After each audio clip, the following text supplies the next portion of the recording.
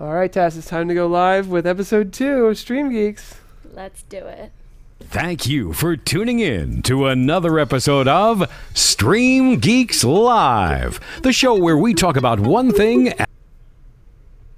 and one thing only: live streaming. A high-definition broadcast brought to you by your hosts, the StreamGeeks, Paul Richards and Tess Protesto. Available via video on Facebook and YouTube Live, plus via audio on our podcast cast channels on iTunes, SoundCloud, and Stitcher Radio. StreamGeeks, the tech geek source for the latest in live streaming and video production. Let's get started. Hello, everybody. How you doing? Welcome to episode 2 of StreamGeeks. Today we're going to be talking about audience growth. Yes, something that we're not experts on, but we have kind of hurdled that first hurdle of the 1,000, 2,000, like 4,000 follower mark. And so we're not experts by any means, but I feel like that first step is the hardest part. It seems like once you get over that 1,000 mark, that might be kind of the sweet spot.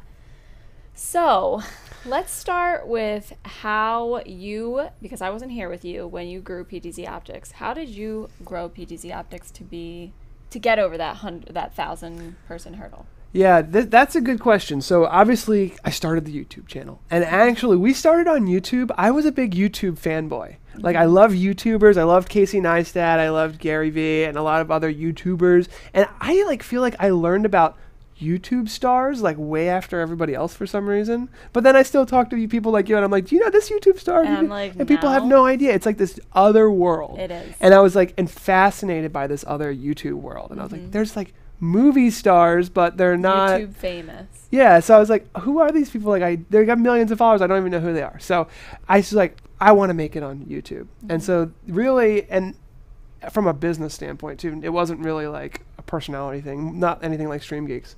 But so I started on YouTube, and I was like, let's just make good videos. And if you look back, the videos were horrible. And if you look back on everyone's channel, they're horrible. When you start, oh my gosh, it can be rough. But I guess I was kind of attacking for SEO, which I don't like doing. And the YouTube stars don't do that. You come from the business world and marketing and sales. So you saw the benefit to business. I was looking at it from a business perspective. I was like, there's no videos on cameras doing this. There's no videos on, live streaming this. And I would just make videos on keywords, and I still have some videos that have like 50,000 views, like how to do this random thing. And I'm like, God, that video is horrible. So you figured something out there, though. I think so. I think there is a lot to be said for going out and looking for keywords, doing searching, meta tags, descriptions, blog posts with the video. That's all in post-production on YouTube when you go to post your videos, right? Yeah. Okay, so we've got to, I think, 4,000 people. Did you see that? Yeah. I love it. Posted that to you? It's so what happens is the larger your channel gets, the more YouTube starts to kind of filter it out. So there's like an acceleration that happens. And, so getting over that hump can be really difficult. So if you have extra money, I know not everybody does, but advertising your videos will help you get to that 1,000 mark. And they even open up things like Super Chat. And where you can accept donations and whatnot for the videos that you post. And I think there's this weird thing where once you have over 1,000 YouTube subscribers, people are more likely to click the subscribe button because they're like, oh, there's something here. There's a community here. I want to be involved. You build credibility. Yeah. With having that many subscribers. And we are a little bit different than a lot of people that started on YouTube because we started with live streaming, right? Essentially, yes. And I think that really was our growth strategy for sure. Once live streaming became available on YouTube, how did that affect the growth of our YouTube channel? I think it did two things. One is it made us realize that we needed to step back and figure out a way, because we did have a following outside of, let's say, social media. So we had customers and prospects and people that were downloading ebooks or different things. So we had all this email. We had an email subscriber list, which is really the core of a following. Exactly. Outside of all the Yeah. social media. So that's definitely something that we need to talk about today with audience engagement and growing your Yes. following. Your email list is extremely valuable. That was key. And so we had that. And what we found is that like just sending random marketing emails, like marketing automation can be horrible, by the way. Just like automated emails out of the blue that's like 2 years old of this random thing. Marketing automation can be really difficult if don't have a full-time job with it. So what we decided to do was let's just send emails about when we're going live and do it. I think didn't we find like right before is the best time? Yeah, within like 10 minutes of when we go live, when we're starting the pre-show, we found is the best time to send that email out. Short, sweet, to the point. Here's the button where you can click to watch us live right now. Yeah. Those emails have some of our highest click percent. And we're actually trying something new where we're doing now that we're simulcasting to YouTube and Facebook, which we can cover again a little bit. I think we talked about it last show. But it's interesting. Did you look at the click rates? But there's a YouTube and a Facebook button. I haven't looked at the results yet. Okay. I So can we actually should pull that up while you we're can you can pull it up talking if you right now. want. And what it's going to allow us to do is to see the percentages of how many people are We'll see clicking what we're at. Facebook, how many people are clicking YouTube. Because there's this weird thing in our office where people are like, Facebook is so unprofessional, don't even use it. And it's like, guys, what are you talking about? But we have to battle against this. But there's always this tension between marketing and sales about it. I mean, you get to be a little bit more creative with marketing. I'm sure that if you're in that field, you can understand that what we're talking about. And sometimes you gotta be persuasive. Okay, so it looks like, we'll say this first. Our following is much larger on YouTube, so we have our loyal YouTube viewers. So the click rate is substantially higher on YouTube. About 3 times. So Yeah. I'm seeing 9% for YouTube. 9% for YouTube, and 3% for for Facebook. Facebook. Though we've only been simulcasting to YouTube and Facebook for about 2 weeks Yeah, now. it does kind of skew the results. Yes, I would it say. definitely does. So we'll see how that growth happens over time to see where things end up between the two So some of them. people do definitely prefer Facebook. Now, you may be wondering where we're getting this information from, and we use HubSpot. It's an inbound marketing platform. It allows us to do so many things, but it's also mainly a place for you to store all your email contacts, and you can do so many great things with HubSpot. You can create automated emails. You can put different lists together. So if you want to send something just about a specific product, you can send the information to people that just have that interest. So you're not bothering your entire email list with every single piece of content you want to put out there. So we use HubSpot for that. That is the foundation of all our marketing. So I give, it was so funny, a quick story. When we were finally starting to grow the business, it was really starting to grow. And we were like, whoa, there's way too many people calling us and emailing us, and like we need to automate something to get back to these people. And hopefully everyone has that experience one day. So we went out and started looking for marketing automation. And we looked for HubSpot and Marketo are the 2 big ones. Okay. And literally the salesperson from HubSpot calls me. His name's Morgan Jacobson. And he's literally like, Paul? I'm like, Morgan? Like, we went to college together. Like, we literally were like best friends. I'm like, there's no way I'm going to buy Marketo. Right. Like, obviously. It was meant to be. But it really is, I think, better. I've heard a we lot went of stories. with HubSpot. Yeah. It's really a great way to organize your leads, current customers, prospective customers, and also it allows you to manage social media platforms. You can schedule Facebook and Twitter posts with it. You can manage your sales deals and whatnot. So you can really do just about everything. I mean, it's from this literally platform. considered what's called a growth stack. Right. It's like, if we're talking about growing your online show, you need to have, it doesn't have to be an expensive email marketing strategy, but you got to have something to manage these emails and your communicate people. with your customers and leads and to nurture them and make sure that they're getting the valuable information that you need to send them. Yeah. Should Don't we be afraid to email blast away. Right. You have to. Now I've talked to a lot of there's people a certain about way to approach people, and You're really good. I'm getting pretty good with it. Everything is about building relationships with your customers and making them feel like you are not just, that they are not just, a blank, faceless person, that you want to get to know them, that you're talking to them specifically. Yeah.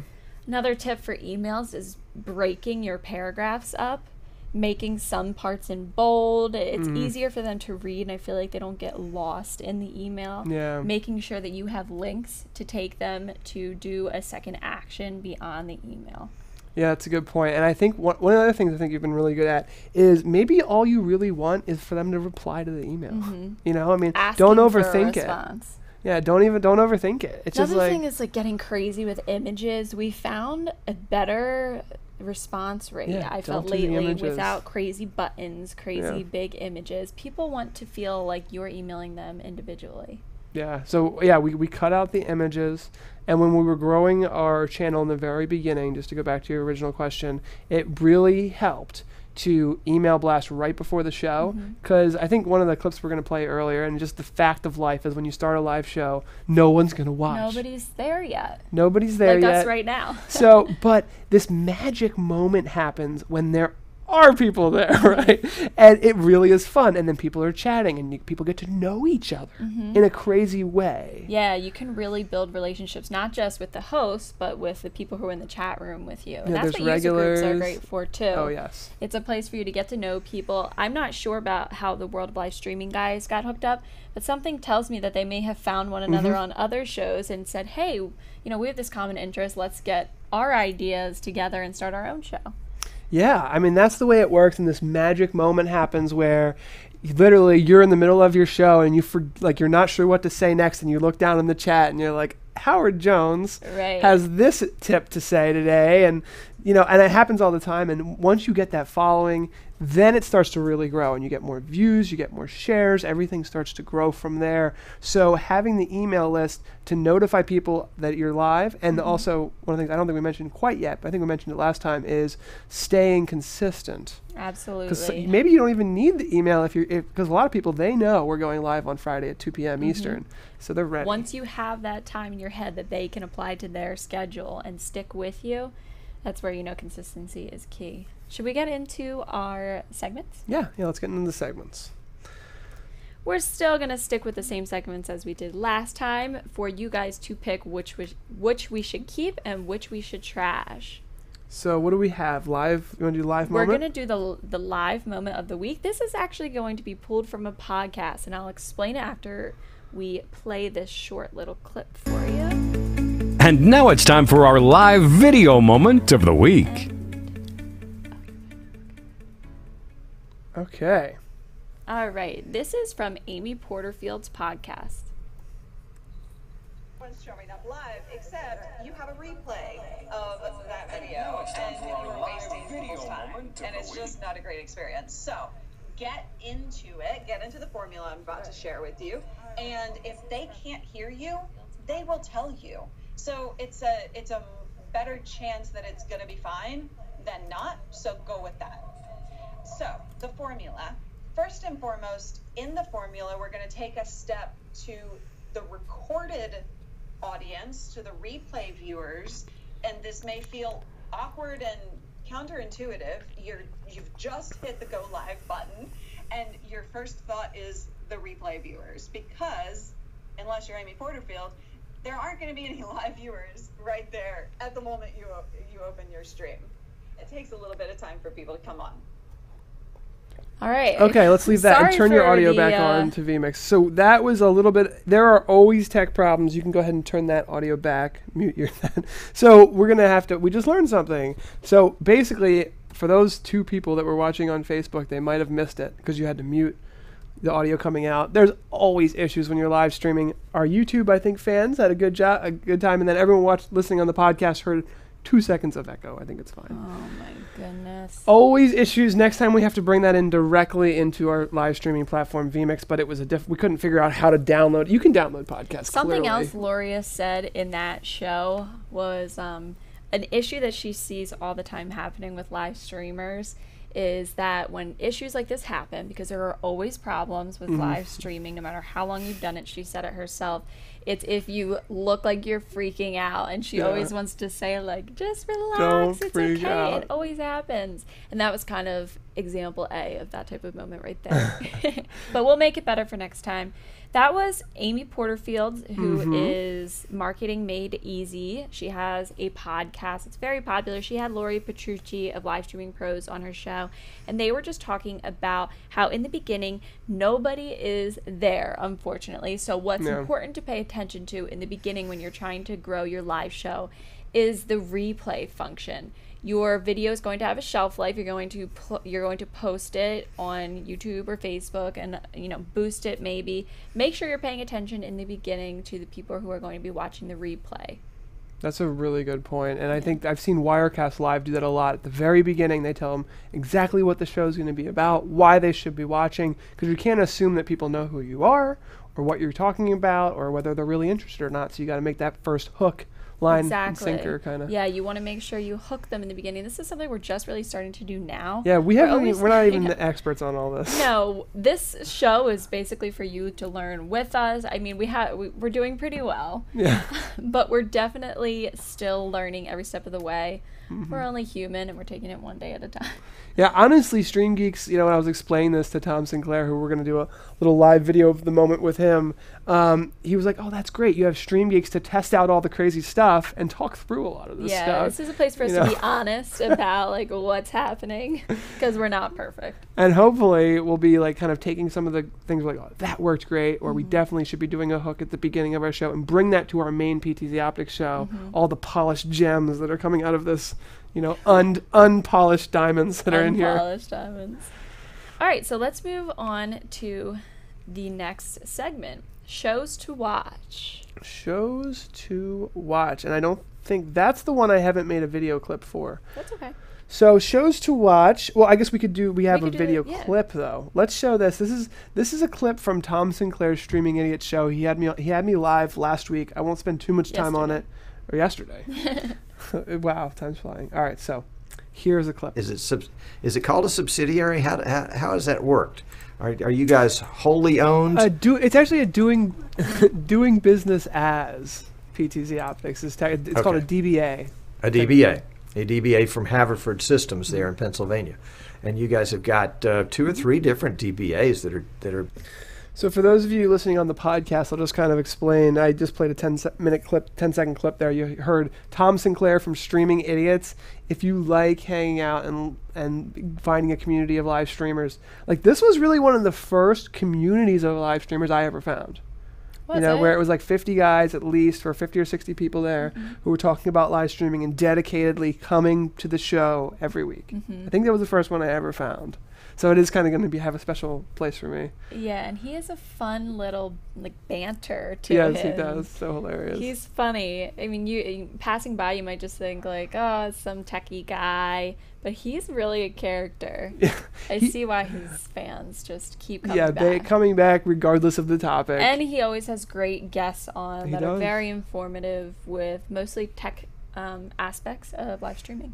Yeah, and he doesn't do a whole lot of graphics and craziness. Yeah, he keeps and it doesn't matter. On our PTZ Optics show, you'll see we have zooming in virtual sets and sidebars and lightning rounds, which we haven't done in a while. Yes. But so we go a little crazy, but I think people like that too. It's a nice change up, but Tom doesn't overcomplicate it. No, and he's good.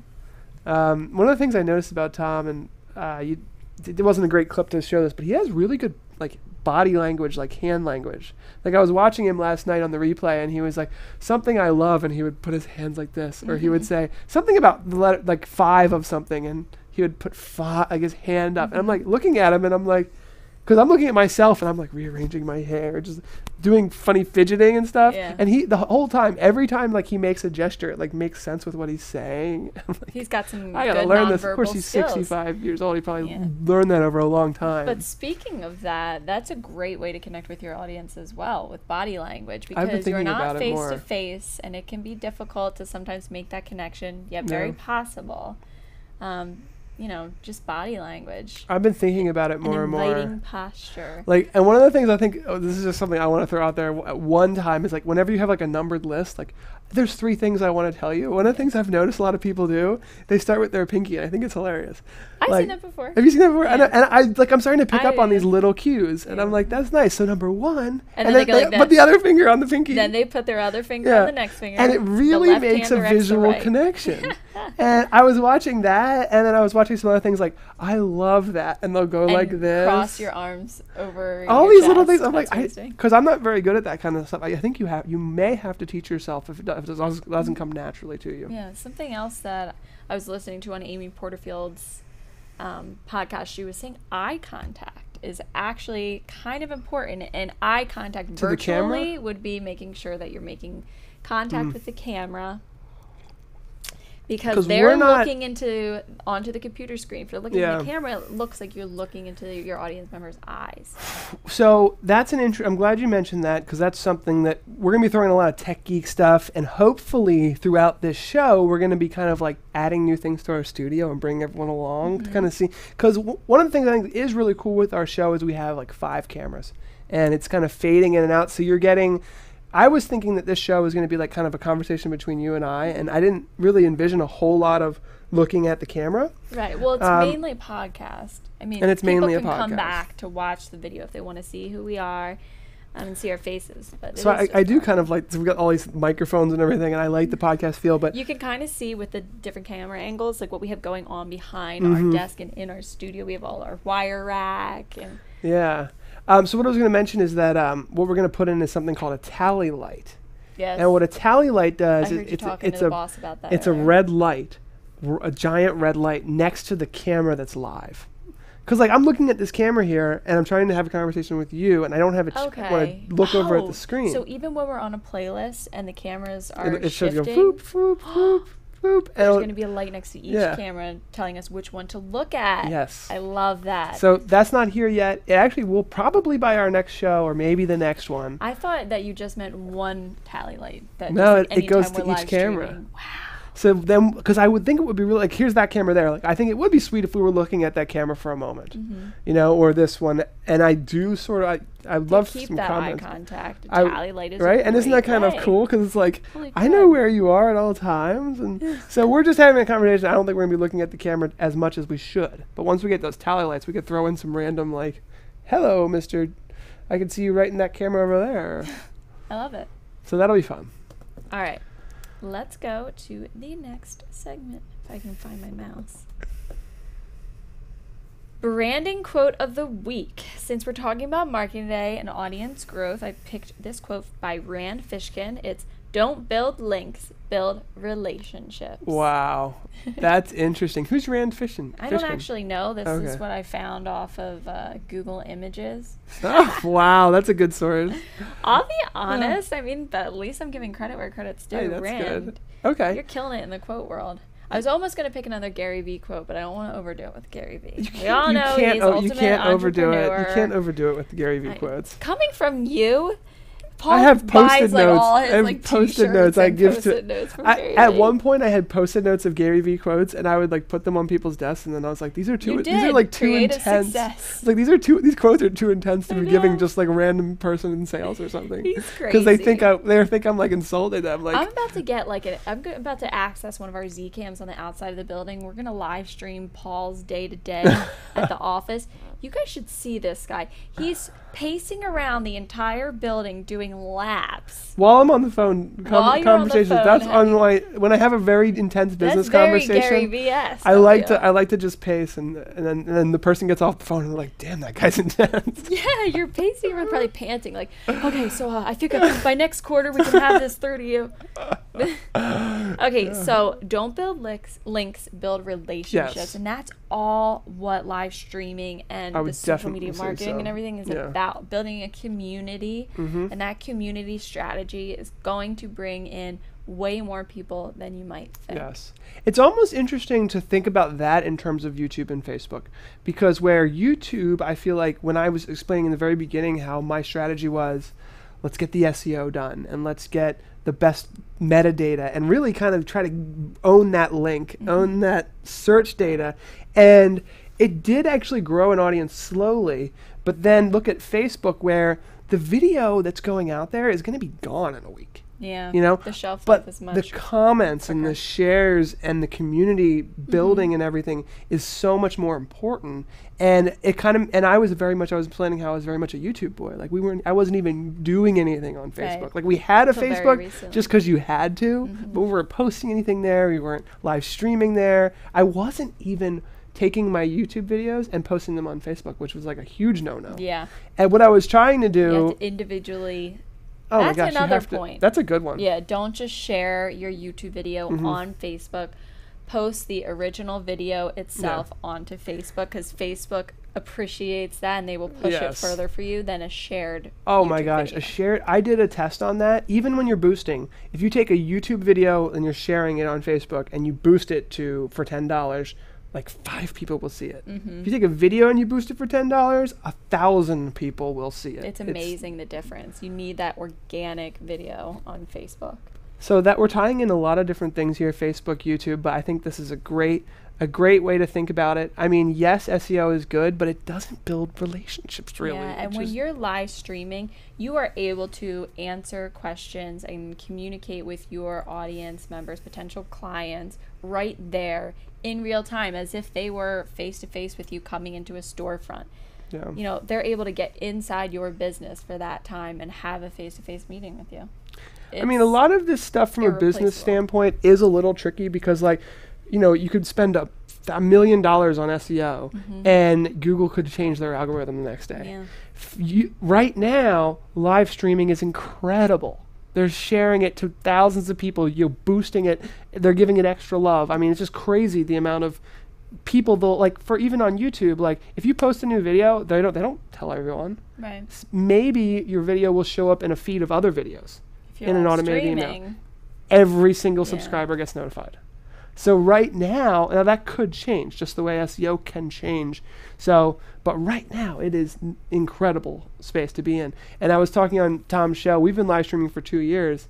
And if you're not live streaming now, you have to start. Even if you're going to make mistakes, do it on a test channel or something, because missing a year's worth of live streaming is just such a missed opportunity. here's a question for you. Can any business use live streaming to help sell their products? I would say there are some businesses that maybe can't do it. There are some, but I think it is far and few between. How can you find a way with your individual business to make a live stream happen? I mean, I don't know, to sell your live stream. I mean, for example, Steve is doing a sign business. How could he have a live show? What would that be? Okay, well let's think about it, because I think there's a couple things. So one is, you like the way that we're putting this together now. I think in segments is very important, Okay. and we're just really in this scenario. I really like this scenario. There's no fancy graphics. There's a lower third which is working great, or captions. It's working actually. It's working the whole time, by the way. Oh, great. We've been having a little bit of issues with it. I guess That's it's a first. no, yeah. Well, it's been working for StreamGeeks for some odd reason, but like no frills, get in front of a camera and talk, and you know, you do want to get your video production as good as you possibly can, right? Like you want to have an intro and an outro, and as much as you feel comfortable adding pictures and things, you should. Maybe you it know? could just be like a look inside your office type thing. Mhm. If you wanted to do a weekly stream where for an hour or 2 hours each week, you're turning your camera on in your office and allowing kind of anybody to see kind of what's going on behind the scenes, or you're Yeah. stepping in front of the camera each week and saying, this is what we're working on today. We want to hear from you. Just that type of, I don't know. Yeah, and the thing to know just because is the content's being so pushed. the content's pushed Why not? amazingly. The fear is with a lot of businesses are like, well, you know, what if something happens, or what if on you know, Like, it like could be- something happened or something, right? It could be you in a set space that's probably Yeah, try to control it as much as possible, because you are going to be live and you want to try to not make any mistakes. You know, we made a mistake in this show, and I don't think it was a big deal. So when you do go live, and just know, but the upside of it all is that because it's so authentic, people will respond in incredible ways. Like, it's so funny. I don't think people really now. this is not going to come out right, but they don't like to watch on-demand videos as much. Well, it's true. Facebook actually published a report. People will watch 3 times as much live video as on-demand video. Wow. So they love it. They love it. And the thing to be prepared for is that if your customers are upset with you, they're going to say it. Yeah. And everyone's going to We've see had it. So, you have to be like a living, breathing company that's authentic and ready to take the shit if you deserve it. Exactly. Like Livestream right now, the company Livestream, they're getting a ton of shit in their user group. Why? People are saying, why do I have to have a dongle for this? Why do I need that? Like, why does your update not as good as this company? And like companies now have to be 100%, Absolutely. open. Everyone's an open book now. And if you're afraid of your customers coming to you and saying, whatever the issue is, because there's always issues with every business. There's always something issues. that happens. But if you're like a company that is like trying to hide behind a glass wall, then don't go live. You don't deserve it. Right. You don't deserve the reward. I know, right? The thing that seems to work best, and what they actually address, and this is a real thing in college and university, they addressed trolls. They literally, there was a chapter on trolls that we discussed. Chapter on I'm not trolls. lying to you. Wow. And what they, recommended that you did was publicly respond to that person. First, apologize. It doesn't matter what the issue is. And then get them off of that platform. Bring them into a private phone call or bring them into a private email. That's a good one. Publicly say, I'm sorry, this is terrible that this is happening. Please email me personally directly, and I will handle this for you. Yeah, there was a time when that happened to me where somebody posted, blah, blah, blah, this company is so bad, blah, blah, blah. I'm not going to say who it is. And literally I decided to post, I know you're talking about me, let's please resolve this. Exactly. Because that is a little step beyond, because there are certain Facebook groups and things where I feel like I'm like an active participant, and I'd like to kind of, if two people are talking about me, I'd like to acknowledge it and, confront the issue if there is one, which, so you can go on the offensive, but definitely play on the defensive. Don't hide from it. I'll never forget, what was it? It was like one of my first social media posts that I made here. Do you remember this? I was oh my gosh, yes. One of my first social media posts I made here, I made a mistake on it. I don't remember if it was the timing or whatnot. And you removed it. Yeah. And I deleted it because somebody commented and was like, what the heck? Why would you say that or something? And I was like, I removed it because I made a mistake and posted something new. I got it. And then he commented and said, hey, it's not good to delete posts even if you made a mistake. That taught me a lesson. Because I was take it more he's serious. right. I should have just addressed it there saying, whoops, I made a mistake. I meant this.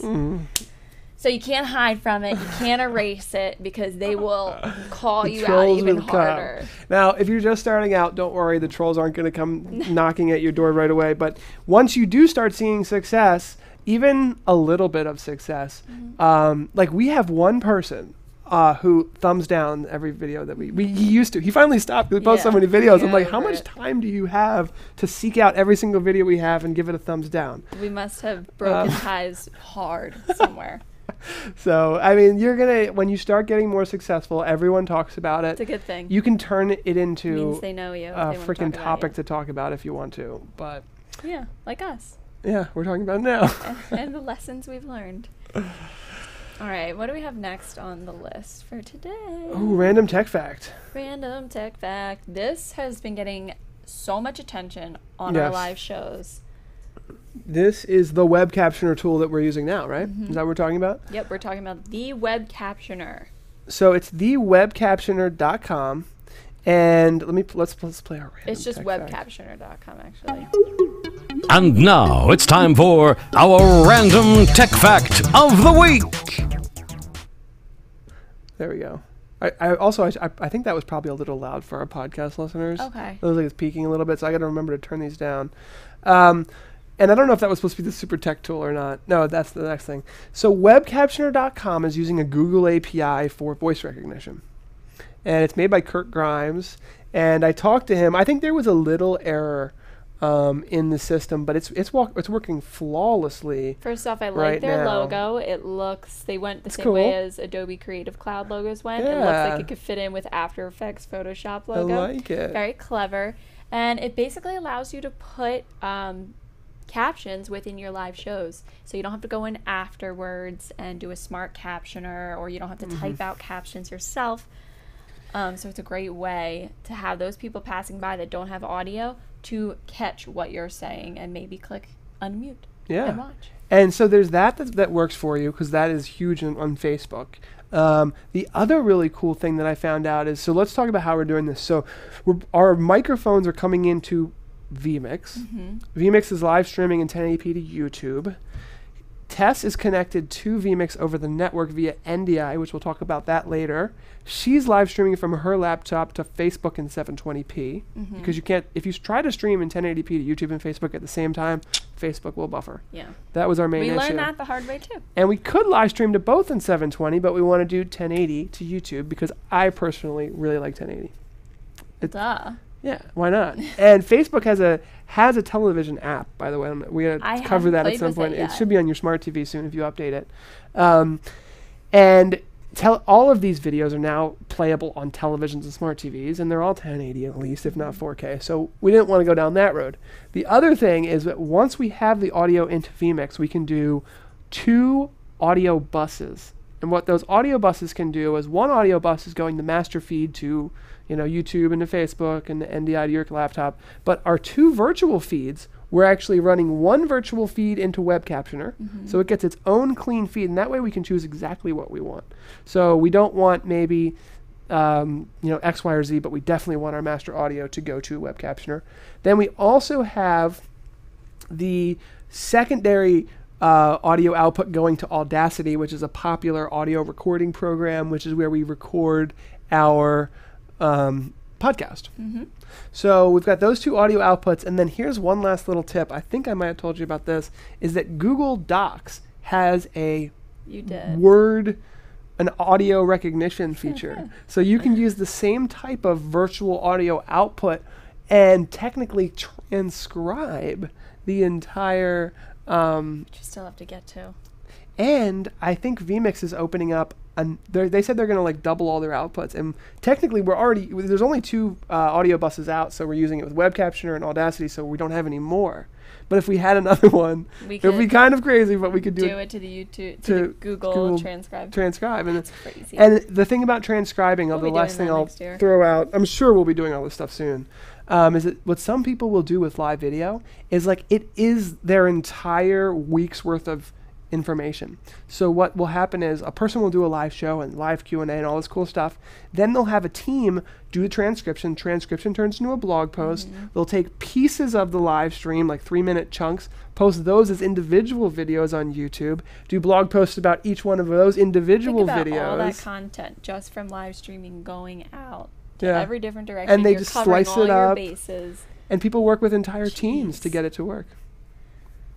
That's crazy. So it's fun, and the cool thing about live is that you're just kind of knocking it out. You're getting that out there. You're on the dot. You can't take a break. An hour goes by, and you might have 10 really nice gems in there that your team can slice and dice and repost and publish and put on Twitter. There's even live streaming services. If anyone's doing a serious live stream where you can stream to them and then literally live be take that 30 seconds, put it to Twitter. Take that 1 minute, go to Facebook Live. That's awesome. Or look at that slam dunk by Michael Jordan, put that, or Donald Trump said something funny, put that on Twitter. And that people are doing it. That's crazy. I didn't know that. Live social media posting within the live stream still going, but taking chunks of it and throwing it different places. You really need a team for that, huh? Well, that's the cool thing, is that now with the cloud and stuff, you could have teams all over the world. I mean, compared to a broadcast studio and the amount of team members it takes to do those shows, I know. Live streaming cuts the costs down for bodies substantially. Yeah. I mean, you and I are here running the entire show ourselves. No one else is helping. And throughout the process, I think we're going to get better and better. We're going to find little things, tally lights, other stuff. And I think that if you're out there and you're afraid to start because you don't think you have enough people, I used to do this on my own thank God Tess is here, because now I feel much more comfortable with like the whole process, because there's more that we haven't even talked about, like thumbnails for videos. Oh my God, yeah. You know. Well, hopefully we'll have a lot more opportunities doing these shows to cover Yeah, all well, there'll be plenty areas of time, and branding and whatnot. we've only got 20 minutes left. Or even We less, have maybe. our helpful tool of the week, our super tool. Ooh, the Go super ahead and tool. play that Let's clip. play this one. And I'm going to turn down the audio just a hair on it so it doesn't blast everybody. Gotta remember to do that. All right, here we go. And now it's time for the super tool of the week.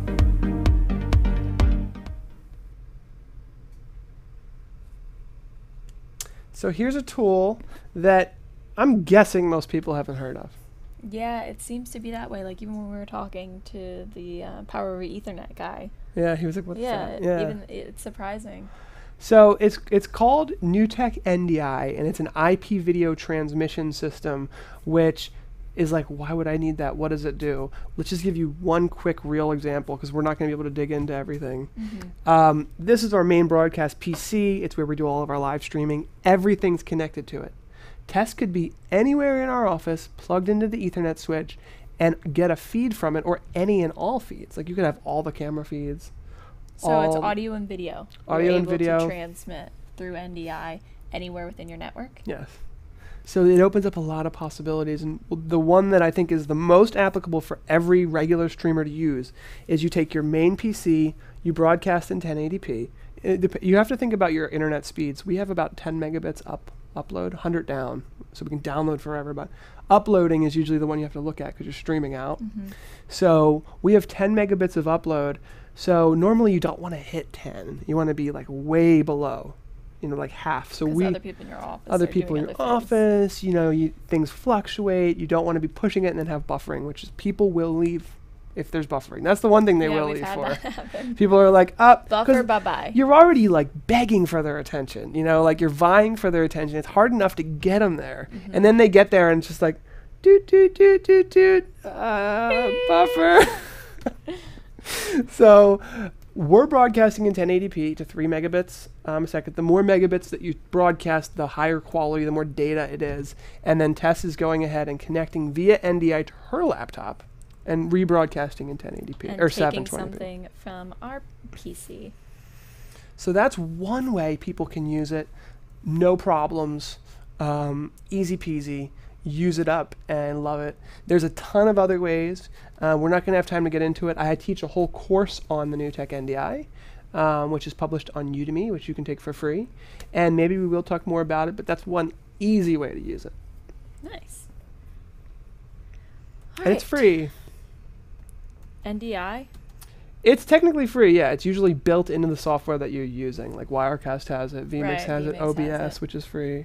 And it's plug and play. It's super easy. That's what they try to do. It's within certain softwares that you use. So it doesn't get much simpler than that. It's just kind of hard to understand and to help people understand the benefits of it. And I'm guessing that if you're in the podcast and it's the first time you've ever heard about it, you're like, okay, at least you've heard of it now. Yeah. Don't worry. We'll probably talk about it more. Google it. One of these days, you're going to really love it, I think, if you really get into live streaming. All the time on our show. It's like what everybody talks CEO about. On next week. Yeah, next week, the CEO, Andrew Cross, president of NewTek, will be on the show. Nice. That'll be fun and intimidating. All right, so that covers all of our segments for today. Awesome. Well, that's great. I think we had a good show. Mostly it was about Hopefully 42 minutes long. Got some helpful tips on marketing and building your audience. If you guys want to learn more, you can go ahead and like us on Facebook and join our Facebook user group. Everything's StreamGeeks. Yeah. So Facebook, we're StreamGeeks. Facebook user group, we're facebook.com/group/StreamGeeks. Find us on Instagram too at StreamGeeks.